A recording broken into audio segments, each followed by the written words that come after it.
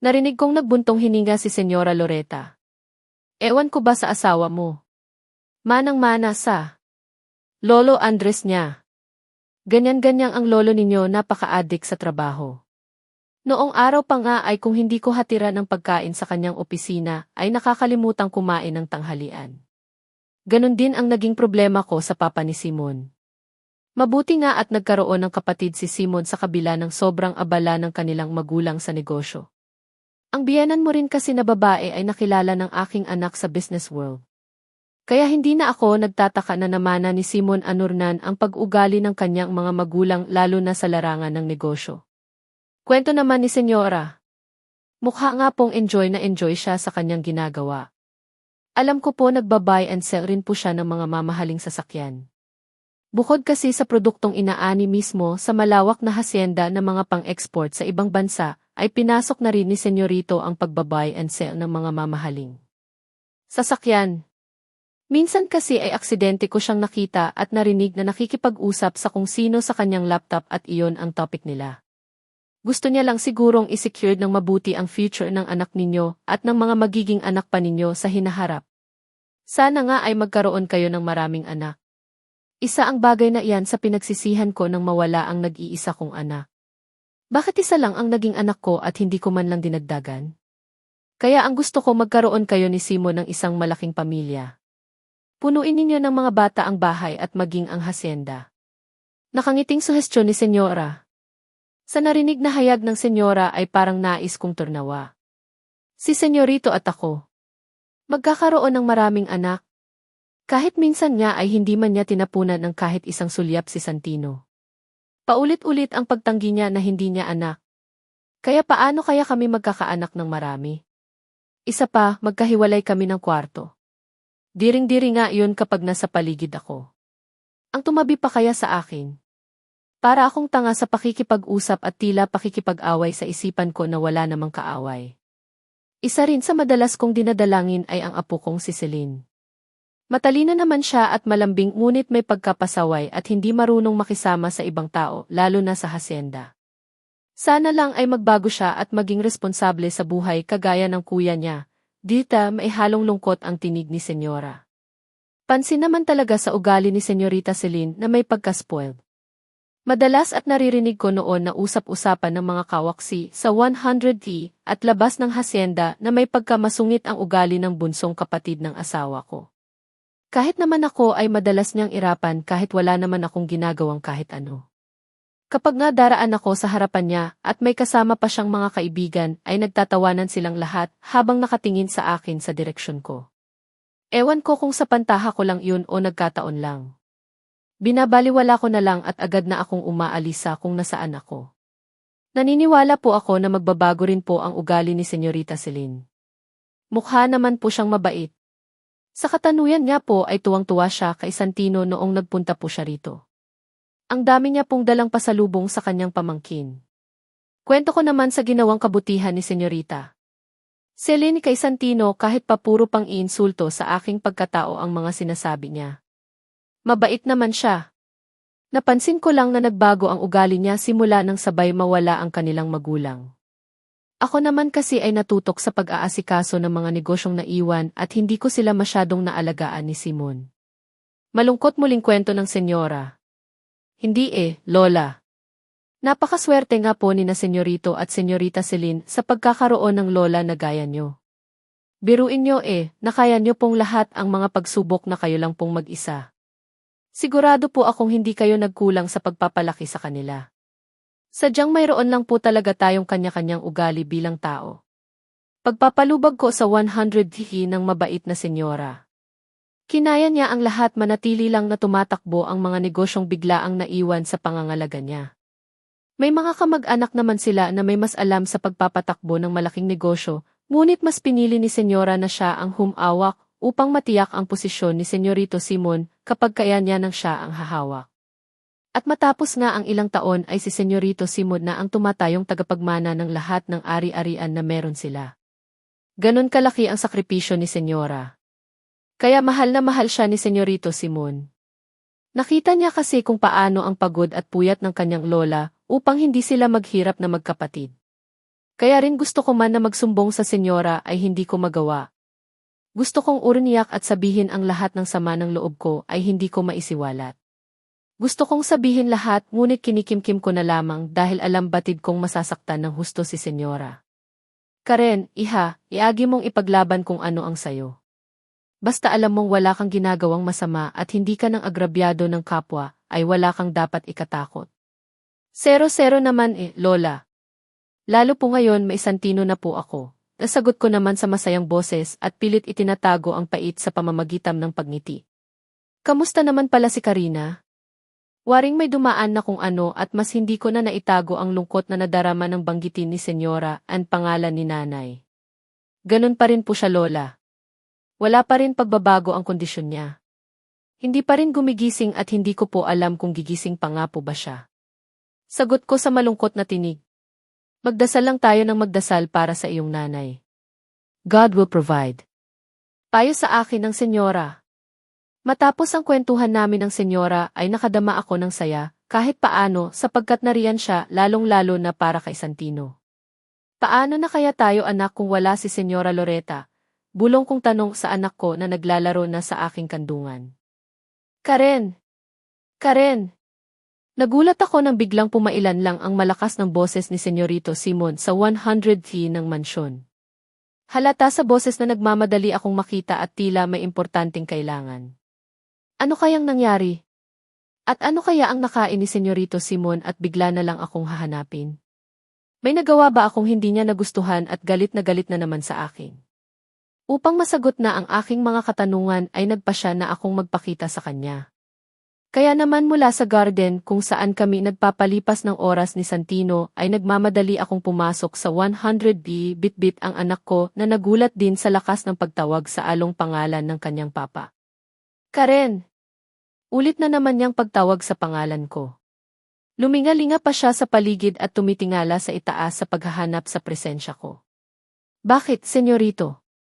Duta mangha kong tanong. Ngayon lang kasi na nangyari na hinahanap niya ako pagkarating niya sa buhay. Halatang balisang-balisa ang kanyang mukha. Namumutla ang kanyang mukha at tila namumula ang mata na galing sa pag-iyak. Ano kanyang nangyari? Saan ba kayo nagsusuot na mag-ina at kanina pa ako tawag ng tawag ay ngayon lang kayo lumapit? Lilte asik niyang tanong. Nasa garden lang kami ni Santino at nagpapahangin. Mahinahon kong sagot. Pack your things, uwi tayo kay Lola. Utos niya at saka tumutok sa kanyang cellphone. Uwi kami. Bakit biglaan naman? May nangyari ba? Nalilito kong tanong sa aking sarili. Wari pang nanlalamig ako na hindi ko maintindihan. Kinakabahan ako pero bakit naman? Anong nangyayari? May masama bang nangyari? Yes, I need to pilot. Yes, ngayon din papunta na kami. Make sure na handa na ang lahat. Kailangan na naming makauwi ng hacienda ngayon din. Madiin niyang utos sa kung sino man ang kausap niya sa kanyang cellphone. Lito pa rin ako. Naguguluhan masyado ang utak ko. Pilot? Ibig sabihin eroplano ang sasakyan namin? At bakit kailangan ganun kabilis upang makaul kami? Bakit nagmamadaling ornuwi si senyorito sa hacienda? Ano pa ba ang itinatayo mo riyan? Singhal niya sa akin nang mapansing hindi pa ako kumikilos at sumusunod sa utos niya. Papasensya na senyorito. Bakit mabiglaan ang pag-uwi natin sa hacienda? May nangyari ba kay senyora? Di, waring bigla akong sinalakay ng kaba sa naging tanong ko. Hindi magmamadali ng ganito si Senyorito Simon kung hindi importante. Hindi niya iiwan ang trabaho maliban na lamang kung talagang emergency. I have no time to explain. Pack your things kung ayaw mong iwan ko kayong mag-ina dito. Singhal niya na naman sa akin. Nahimasmasan na ako at saka nagmamadaling umakyat sa itaas. Sumunod na rin ako para mag-impake at dalhin ang mahahalagang gamit lalo na ang para kay Santino. Panay may katawagan sa cellphone si Senyorito habang nakasakay kami ng sasakyan niya. Huminto kami sa isang building at sumakay ng elevator hanggang sa rooftop. Tama, andun nga ang isang helicopter na naghihintay sa pagdating namin. Agad may inabot na pantakip sa tenga ang isa sa mga lalaking naka-uniform na nakaabang sa pintuan pa lang ng rooftop. Pumalahaw ng iyak si Santino dahil siguro sa gulat sa napakaingay na naririnig mula sa helicopter. Kinakabahan akong sumakay pero nanigas ang buong katawan ko ng personal akong alalayan ni Senyorito Simon para makasampa sa 100 feet ng helicopter. Ito ang kauna-unahang hinawakan niya ako na hindi para pagbuhatan ng kamay. Nakakalula pala talaga kapag nasa itaas ng kalangitan at hindi pa sanay sa ganung biyahe. Ngunit mas kinakabahan ako sa kung ano ang aabutan ko pagdating namin ng hasyenda. Ano ba ang nangyayari at bigla kaming umuwi? Hindi ko pa naman nakausap si Senyora Loretta ngayong araw. Mabuti na lang at madali lang talaga ang biyahe kapag nasa himpapawid ka.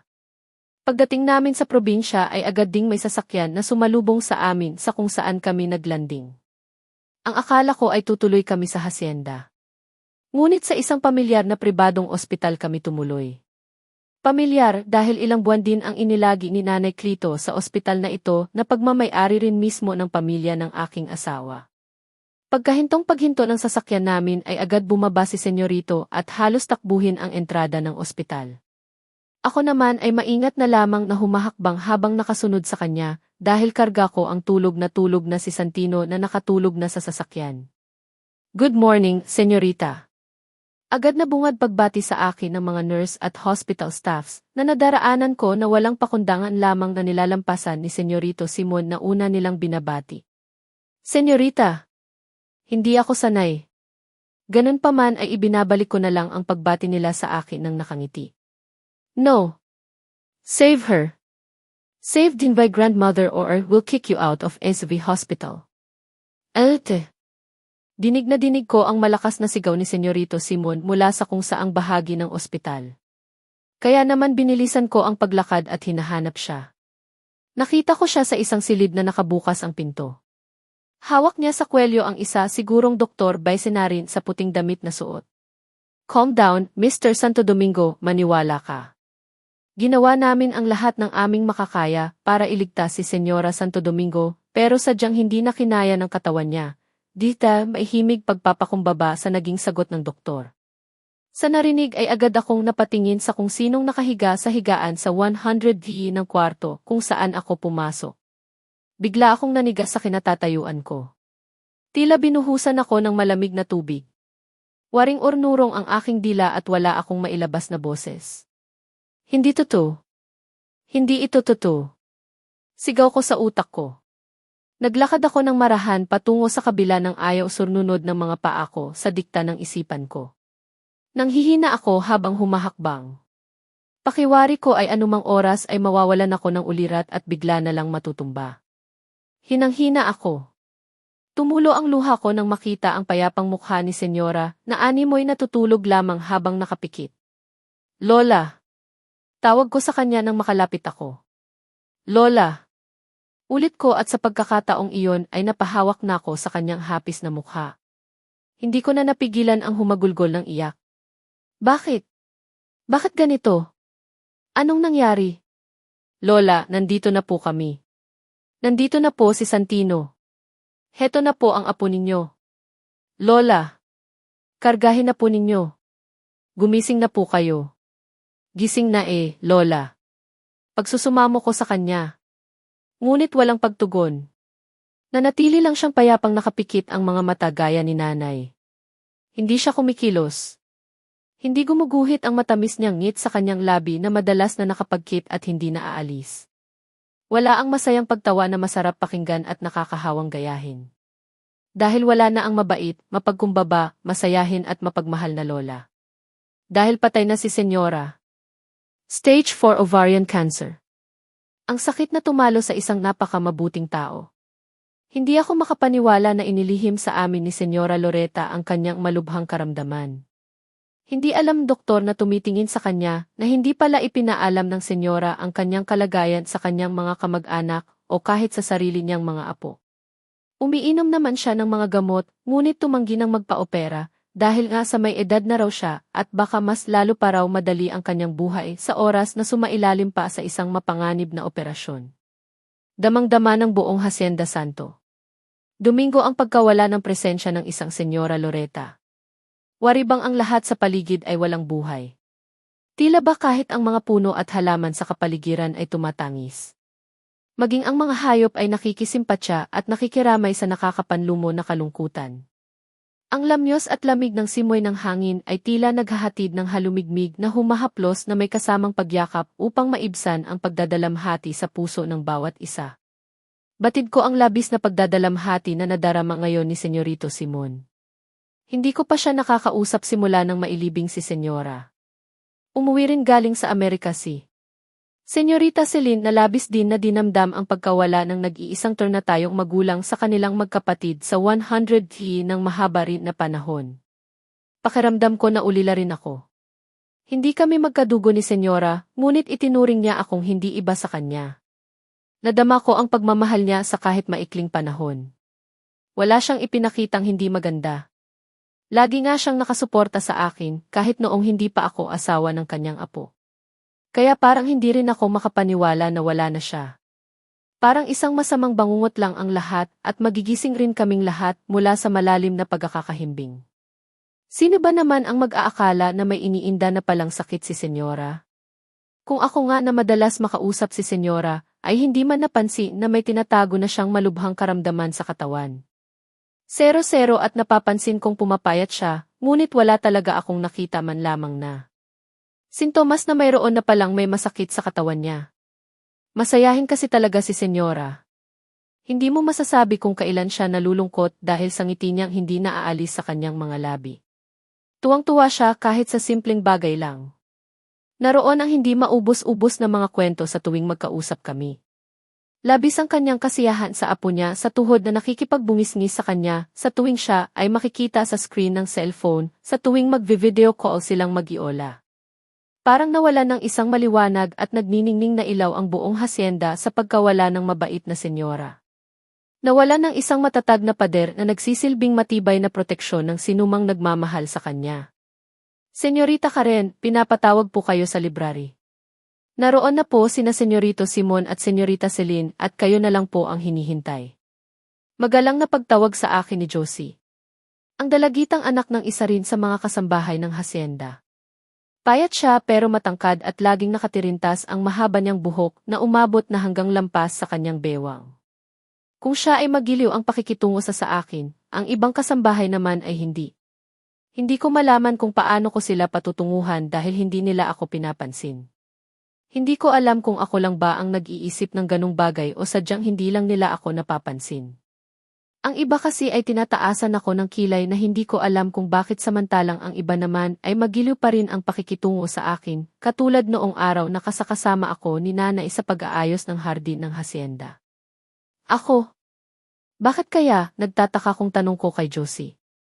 Hindi ko po alam, senyorita. Pero dapat na po kayong magmadali dahil naiinip na ang inyong asawa. Nakangiti niyang wika na tila kinikilig pa sa kanyang mga sinabi. Inayos ko muna ang mga unan na nakapaligid sa natutulog na si Santino sa kanyang crib. Hinabilin ko muna kay Josie ang aking anak saka ako tumungo sa library. Kumatok muna ko sa pinto saka maingat na pinihit ang seradura nito saka marahang pumasok sa 100D. Tatlong seryosong mukha ang naabutan ko sa library na pawang naiinip na sa kanilang paghihintay. Parang kinabahan tuloy ako nang sabay-sabay silang tumingin sa gawi ko na para bang isa akong inaakusahan na kriminal sa uri ng kanilang pagtitig, lalo na ng aking asawa at hipag. Ang nakaupo sa study table ay walang iba kundi si Senyorito Simon. Samantalang nakadikwatro pa si Celine sa pang-isahang sofa at sa katapat na mahabang sofa naman ay nakaupo sa gitna ang isang may edad na lalaki na ngayon ko lamang nakita.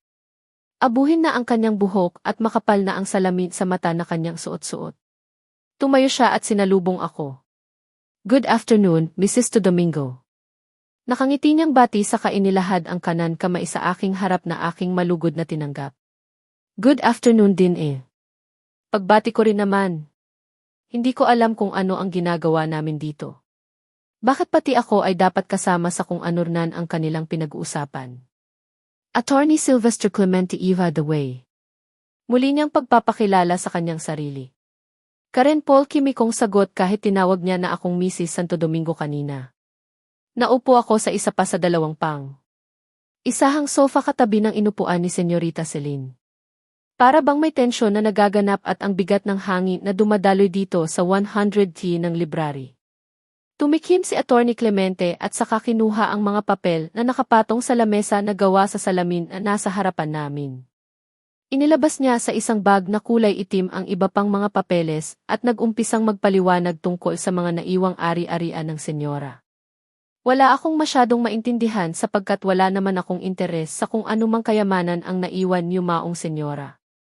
Ngunit natigilan din ako nang sabihin ni Attorney Clemente na maliban sa legal na mga apo ni senyora na legal niya ang mga tagapagmana, ay kasama rin kami ng anak kong si Santino sa mga nabanggit na tagapagmana sa huling testamento. Seryoso. Nais ko sanang isatinig ngunit nanatili na lamang akong tahimik at nakikinig. Hindi ko rin naman alam kung paano ako magkokomento o kailangan ba akong magkomento. Wala sa hinagap ko na pamamanahan niya rin kami ni Santino. Kahit si Santino na lang ngunit ang isama pa ako ay parang isang kalabisan. Hindi ako kaano-ano ni senyora. Isa lang along sampid sa kanilang pamilya. Ayokong lingunin ang kahit sino sa magkapatid na Santo Domingo dahil sa pakiramdam ko ay hindi sila sang-ayon sa sinasabi sa testamento. Ngunit dahil may mga pinag-aralan ay nanatili lang silang walang kibo at sibil at patuloy rin ang nakinig sa iba pang sinasabi ni attorney. Lang katanungan pa ang tinanong ng magkapatid bago pa nagpaalam upang magbalik na ng Maynila si Attorney Clemente. Inabutan pa niya nga ako ng isang calling card para kung sakali raw na may mga katanungan ako tungkol sa minana namin ni Santino ay agad ko siyang makokontak. Well. Agad kong hinanap ang nagsasalita. Si Senyorita Celine na nakatayo pinto ng kusina. Dito kasi ako tumuloy sa kusina nang matapos ang pag-uusap namin kasama si Attorney Clemente. Narito ako upang tumulong magluto. Pinabantayan ko muna ulit si Santino kay Josie dahil tulog na tulog pa rin naman ang anak ko. Sumandal si Senyorita Celine sa hamba ng pintuan habang pinag-cross ang mga braso sa dibdib at taas kilay na nakatingin sa akin. So, anong pakiramdam? Kalmado ang tanong at diretsong-diresto ang tingin sa akin. Maging ang mga kasama kong kasambahay ay huminto sa kanilang mga ginagawa at nakatingin na rin sa senyorita. Anong pakiramdam? Nalilitong tanong ko sa kanya. Wala naman talaga kasi akong ideya sa kung anong tinatanong niya. Tumayo siya ng tuwid at saka humakbang papunta sa direksyon ko. Kumuha ng mansanas na nakalagay sa isang basket na nakapatong sa lamesa at saka inamoy ang prutas na kasing pula ang kulay ng lipstick niyang gamit sa labi. From a simple girl na anak ng isang hardinera na nakapangasawa ng isang hasyendero na mas nag-level up pa. Dahil bilyonarya ka na. Litanya niya habang sinisipat-sipa ang hawak na mansanas na tila may hinahaban. Bilyonarya? Kaya tinatanong kita ngayon kung ano ang pakiramdam ng isang instant bilyonarya. Mahinahon niyang tanong ngunit halata naman na nais niya akong patamaan at hindi rin maikakaila na hindi niya gusto ang anumang nasa mga nilalaman ng huling testamento. Senyorita, hindi ko naman alam na isinama ako ni senyora sa mga pamamanahan niya. Mahinahon namang sagot. You know what, I can't believe this, madiin niyang asik. Medyo nagulat ako sa biglaang pagpapalit ng kanyang ekspresyon. Mula sa pagiging mahinahon at biglang bumalasik ang kanyang maamong mukha. Ang mana ni Santino, hindi ako tutol dahil pamangkin ko siya at kadugo ko siya. But you? Sino ka ba para parnanahan ka rin ni Lola? Leon ang hindi ko maintindihan. Ano bang pinakain mo sa Lola at ganun kanya kagusto? Sarkastiko niyang tanong sa mukha ko. Alam mo bang sa mana na napunta sa'yo, kasama ang kay Santino ay mas mayaman ka pa sa amin ni Kuya Simon? Mas mayaman? Parang hindi ko naman naisip ang bagay na iyon. Hindi ko naisip dahil sa wala naman akong interes kung gaano man kadami ang perang iniwan sa akin o sa amin ng anak. Dahil sa hindi ko na lamang pagkibo ay inirapan na lamang ako ni Senyorita Celine at saka umalis ng kusina. Sana all marunong manguto. At mamikot ng mayaman, at sabay-sabay silang mahinang nagsihagiki. Dinig ko ang sabi ng mga kasambahay na kasama ko rito sa kusina. Tatlo silang nasa isang sulok at naghihiwa ng mga gulay. Marahil ay kaidaran ko lamang sila at bago lamang din sa hasyenda kagaya ni Josie. Alam kong ako ang pinatatamaan nila lalo na at narinig nila ang mga sinabi ni Senyorita Celine. Biruin mo nga naman mula sa basahan naging mayaman. Muli kong narinig na kanilang bulungan. Parang narinig ko ang laging sinasabi sa akin ni Senyora Loretta noong nabubuhay pa siya. Hindi na uso ngayon ang paawang bida. Ang uso ngayon ay mga bida kontra bida. Excuse me. Pagtawag ko sa atensyon nilang tatlo. Ngunit tila hindi nila ako naririnig at patuloy lang sa kung among ginagawa nila. Excuse me. Muli kong pagtawag at saka naglakad upang makalapit sa kanila. Sabay-sabay naman silang pahitamad na lumingon sa akin. Narinig ninyo naman siguro ang sinabi ni Senorita Celine kanina, hindi ba? Mahinahon kong tanong sa kanilang tatlo at isa-isa silang tiningnan sa kanilang mga mata. Malinaw na narinig ninyo na mas mayaman na ako sa kanila ng asawa ko. Diniinan ko pa ang salitang mas mayaman. Sa totoo lang ayokong gawin ngunit sino ang magtatanggol sa akin? Wala na si Senyora habang si Nanay ay nakaratay pa. Ako lang ang bukod tanging magtatanggol sa akong sarili at kay Santino.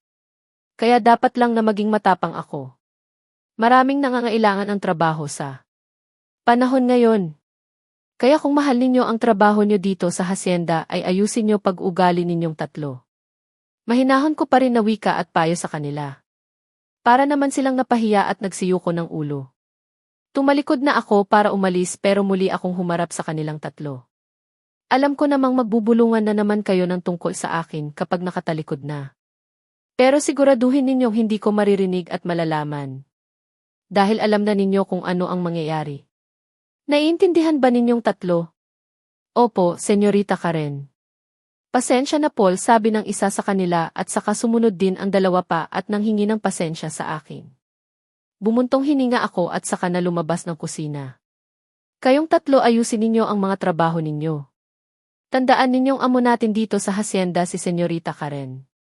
Pasalamat kayo at hindi niya kayo pinagtatanggal sa katsismosahan ninyo. Dinig ko pa na sermon ni Manang Josefa na nanay ni Josie sa tatlong kasambahay. Tama naman pala si Senyora Loretta. Hindi na nga naman uso ang paawang bida. Wala akong ginagawang masama kaya wala silang karapatan na ako ay husgahan. Simula ngayon hindi na ako magsasawalang kibo at tatahimik na lang sa isang tabi. Lalo at wala si nanay at wala na rin si Senyora. Wala na akong kakampi. Wala na akong tagapagtanggol. Kaya dapat lang na maging matapang na ako. Hindi lamang para sa sarili ko maging pati na rin sa karapatan ng anak ko. Buhat sa kusina ay mabilis na akong umaakyat sa hagdan patungo sa itaas ng bahay dahil sa kaisipang baka magising si Santino at pumalahaw ng iyak kapag napansing hindi ako kasama sa aming silid. Matapos ko kasi siyang patulugin at mailipat na sa kanyang crib ay tahimik at mabilis muna akong tornalilis ng kwarto para linisin ang kanyang mga bote ng gatas na ginagamit. At makapagtimpla na rin ang bagong gatas para kung gumising at humingi siya ng gatas mamaya sa kalagitnaan ng gabi o kaya isa madaling araw ay agad ko nang maibibigay. 5 bote ang hinanda ko kasama ang lata ng gatas at mineral na tubig na aking inilagay sa isang tray saka maingat na muling umakyat sa pangalawang palapag ng mansyon ng hacienda. Pipihitin ko na sana ang seradura ng pinto ng kwarto na inuukupahan naming mag-ina ng biglang sa kung saan ay may nagsalita na ikinahinto ko sa planong pagpasok sa 100D ng silid. Ngayon ay mas malakas na ang 100D mo. Nagpalinga-linga ako at hinanap ang pinanggalingan ng boses at nakita ko siyang nakatayo sa teresa ng pangalawang palapag. Kitang-kita ko ang isang bulto ng tao dahil nakabukas naman ang pinto patungong teresa at nasa dulong kwarto ang inuukupahan namin ng anak ko na katabi na mismo nito. Nagbuntong hininga na muna ako bago nagpa siyang ipihit ang aking katawan patungo sa direksyon ng taong nagsalita. Naroon siya nakatalikod sa akin habang pinagmamasdan ang kadiliman ng gabi sa paligid.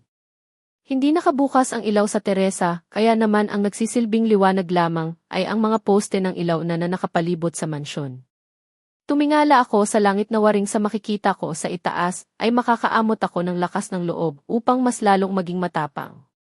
Ngunit tila naging maramot ang kariktan ng gabi. Tinatakpan ng makapal na ulap ang mga bituin na sila sanang tanglaw sa karimlan habang wala ang liwanag ng buwan. Maging ang haplos ng mabining hangin ay naghahatid ng kakaibang lamig na pakiramdam. Maingat kong inilapag ang tray na hawak sa center table na naroroon. Napansin agad ang bote ng mamahaling alak na nakapatong sa lamesa maging ang babasaging bowl na pinaglalagyan ng ice cubes. Umiinom na naman pala siya. Iba talaga ang nagagawa ng pera. Lalong lumalakas ang 100D. Muli siyang nagsalita ng mailaman at may nais patamaan habang sumimsim ng matapang na alak sa kopitang hawak. Anong ibig mong sabihin, senyorito? Tanong ko naman na naguguluhan sa kanyang sinasabi. Ako ba ang tinutukoy niya? At syempre, gaya ng pinaghugutan ni Senyorita Celine, mukhang tungkol na naman ito sa hindi ko inaasahang naging imanagids na galing sa yumaong senyora. Malamang na malaking bagay talaga ang minana ko, kaya lalo silang nainis sa akin. Hindi ko naman hiniling kay Senyora Loretta ang anumang ibinigay niya sa akin. Wala akong kaalam-alam na pamamanahan niya ako. Dahan-dahan siyang humarap sa direksyon ko. Marunong ka na palang magbanta ngayon at sa mga kasambahay pa talaga. Baka gustong mong ipaalala ko sa'yo na baka nakakalimutan mo na doon ka rin naman galing. Litanya niya na may pang-uyam pa sa uri ng kanyang pagtitig sa akin. Naalala ko ang eksena kanina sa kusina. Yun ba ang tinutukoy niya? Pinagsabihan ko lang naman ang tatlong kasambahay. Masama na ba ang ipagtanggol ko ang aking sarili sa mga taong mapanghusga? At isa pa, paano nalaman ni Senyorito ang tungkol doon? Nasaksihan niya ba? Naroon ba siya o merong nakapagsabi sa kanya? O baka ang tatlong kasambahay mismo ang nagsumbong sa kanya? Kung ang tinutukoy mo ay ang eksena kanina sa kusina, ipinagtanggol ko lamang ang aking sarili sa kanila. Sa tingin ko naman ay wala namang masama na depensahan ko ang sarili ko. Hindi nila ako lubusang kilala para husgahan. Wala silang alam sa buhay ko kaya hindi nila ako pag-usapan, di tapat kong pagpapaliwanag. Kung mali ang ipagtanggol ang sarili ay ornaano pa ang batas ng tao.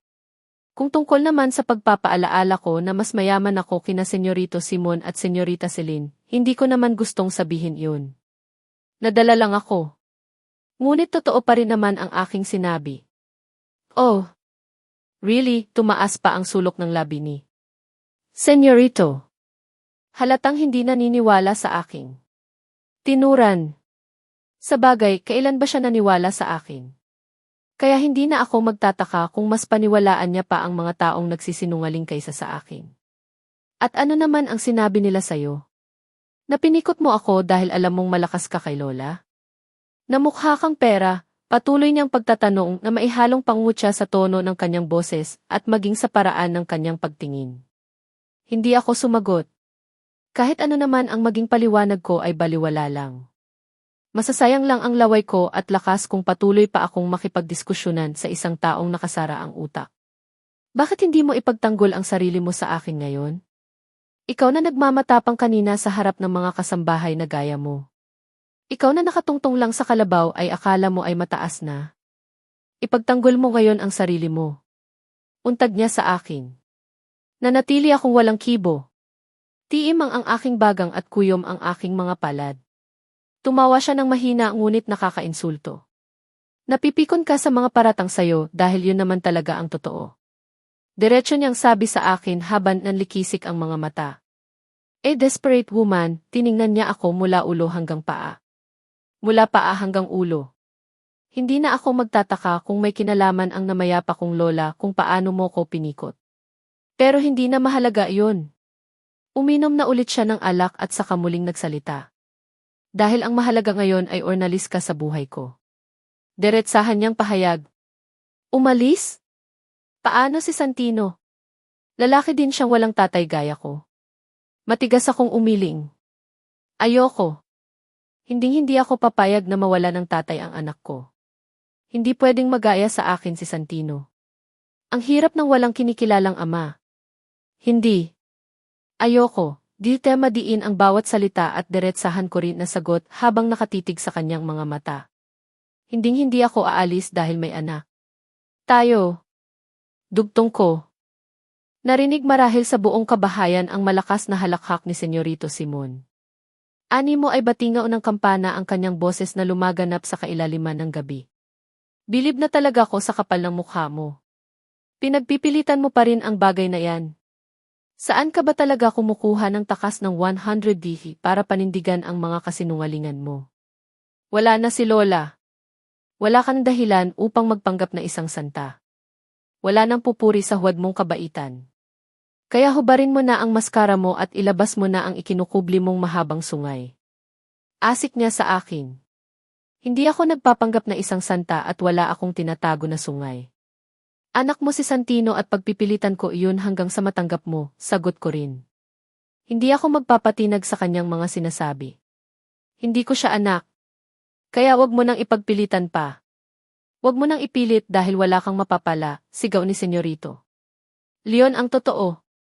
Anak mo siya kaya ipagpipilitan ko pa rin kahit ilang ulit mong itanggi. Ganti kong sigaw sa pagsigaw niya sa akin. Muli na naman turnawa si Senyorito.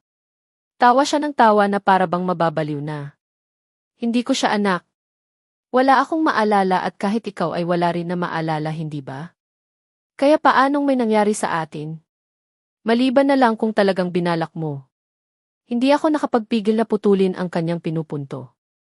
Wala akong binalak. Pinalaki ako ng tama at maayos ng nanay ko, kaya huwag na huwag mo akong pagbintangan. Hinihingal ako sa gigil sa ginawa kong pagsasalita. Pigil na pigil ko ang sarili kong huwag magwala at magsalita na hindi ka nais-nais.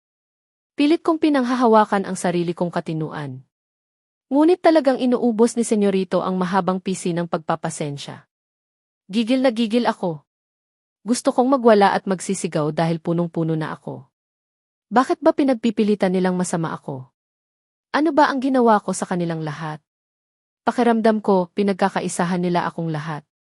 Dinikdik nila ako kahit nadurog na durog. Na ang pagkatao ko.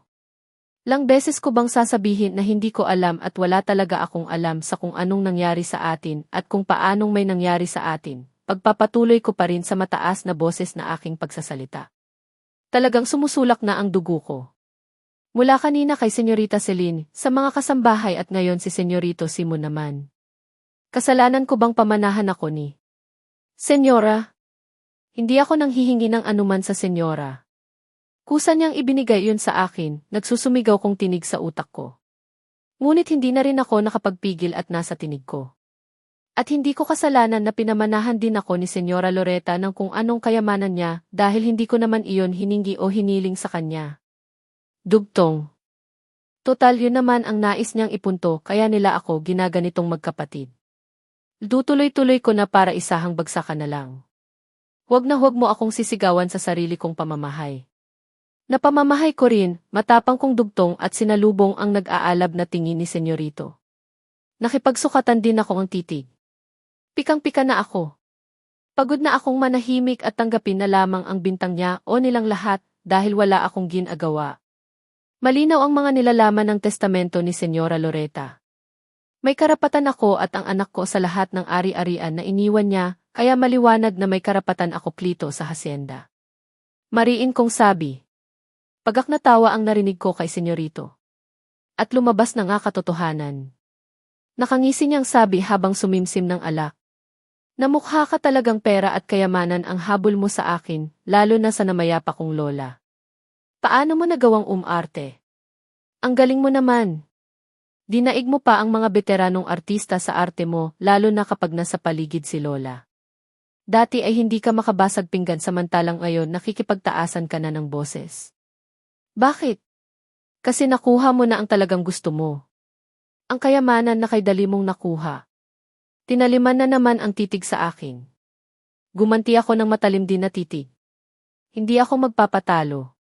Hindi ako dapat magpakita ng kahinaan lalo ngayon at wala na akong matatawag na kakampi. Wala na si Senyora na laging nakaalalay at laging nasa panig ko. Ngunit pinapangako kong kakayanin ko ang lahat. Alang-ala sa anak ko. Wala akong pakialam sa ano pang isipin at sabihin ninyo laban sa akin. Dahil mapapagod lamang ako na ipaliwanag ng paulit-ulit ang side. Kaya bahala kayo. Dininiinan ko pa ang tatlong huling kataga kong binanggit at saka ako nagmamadali kunin ang tray na inilipag ko kanina sa lamesa at nagmartsa patungo sa silid namin ng anak ko. Pagbukas ko ng kwarto ay mabilis na ornagos ang mga luha ko na kanina pa nagbabadyang umalpas sa aking mga mata. Pakiramdam ko hinang-hina ako ngayong araw. Ganito ba ang pakiramdam ng isang inosenteng pinaparatangang kriminal? Ang una nilang paratang sa akin ay ang pananamatala ko raw sa kabaitan ni Senyora, kaya nagawa kong pikutin si Senyorito Simon upang ako ay pakasalan at maging legal na. Santo Domingo. Ngayon naman ay pinaduduhan nila ang naging desisyon ng namayapang Senyora Loretta tungkol sa mga iniwan niyang kung saan kasali ang pangalan ko. Orniyak ako ng umiyak. Lalo akong nanghihina kapag iniisip kong Mag-isa na lamang akong lumalaban para sa amin ni Santino. Nilapitan ko ang anak kong himbing sa pagkakatulog. Hinaplos ko ang buhok ng aking anak saka ko siya dinampian ng magaan na halik sa ulo. Hinding-hindi ka lalaking walang tatay anak. Kung kinakailangang araw-araw kong ipamukha kay Senyorito Simon na anak kanya ay gagawin ni Mama. Gagawin lahat ni Mama kahit pa magmukha akong nakakaawa habang namamalimos ng pagmamahal ng papa mo. Kaya kong magpakababa anak. Basta mananatili tayong pamilya. Ipaglalaban kita, Santino. Ipaglalaban ko ang karapatan mo hanggang sa dulo. At pinunasan ko ang luha sa aking mga mata. Hindi naman ako pwedeng hiwalayan ni Senyorito Simon. Hindi niya ako pwedeng iwanan na lang. Malaki ang mawawala sa kanya at damay pati ang nag-iisa niyang kapatid na si Celine. Kaya hanggat kaya ko, hindi ako susuko. Sila ang dapat sumuko. Namiss ng sobra ang buong hasyenda. Pinasyal si Santino sa lugar na aking kinalakihan. Namasyal din ako sa mga itinuturing kong kaibigan tulad ng mga naging kaklase ko dati. Nakakainggit nga sila sapagkat hanggang ngayon nag-aaral pa rin sila at tinutupad ang kani-kanilang mga pangarap. Naiinggit ako ngunit mas mahalaga si Santino sa lahat ng mga naging pangarap dati. Hindi pa naman siguro huli ang lahat.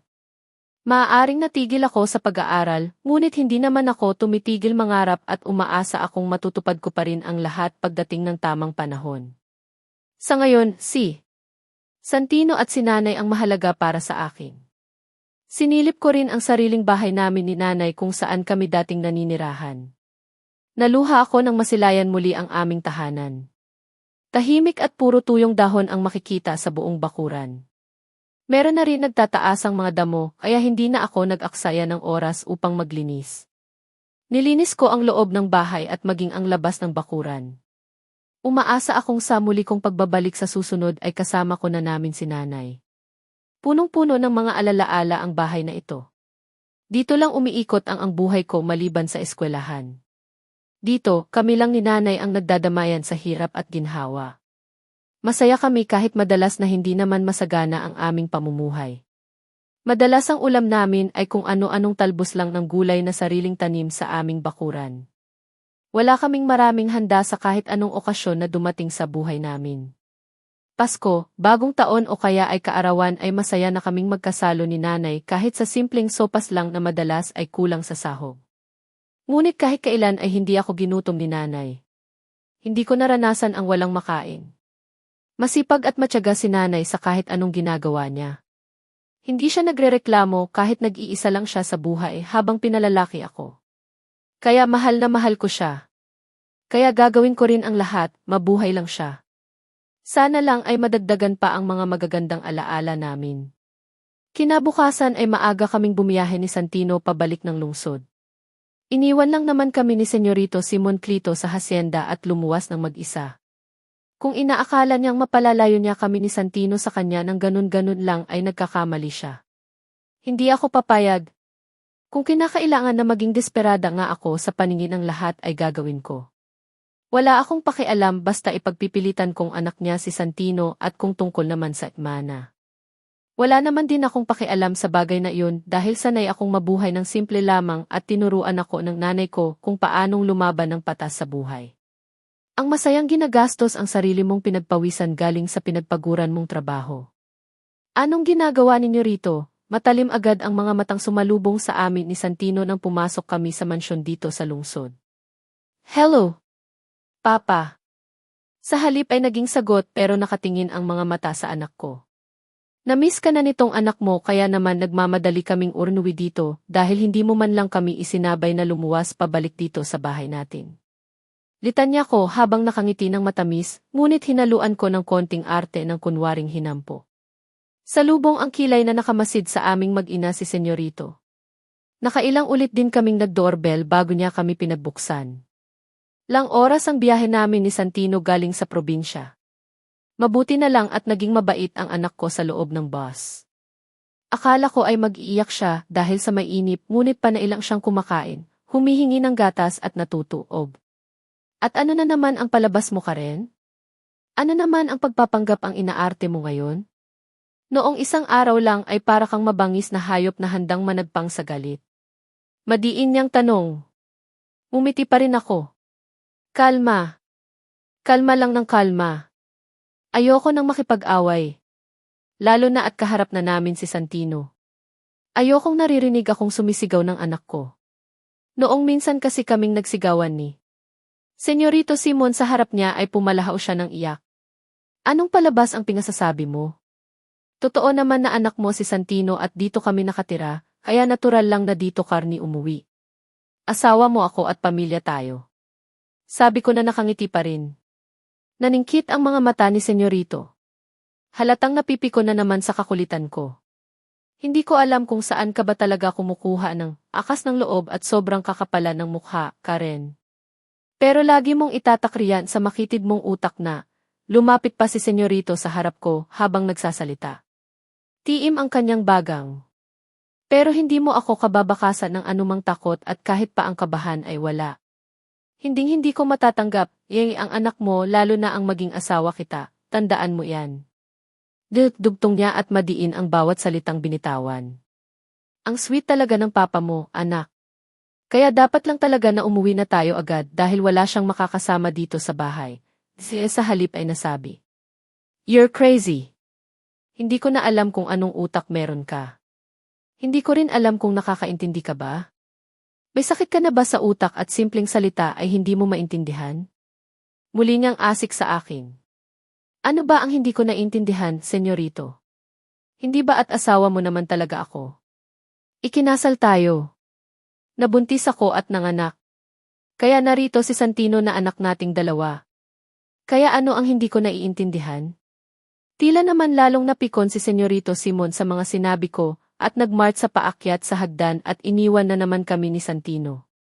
Nakangiti lamang akong nakamasid sa kanya. Madilim na madilim ang kanyang mukha habang malalaking hakbang na umaakyat patungo sa itaas ng bahay.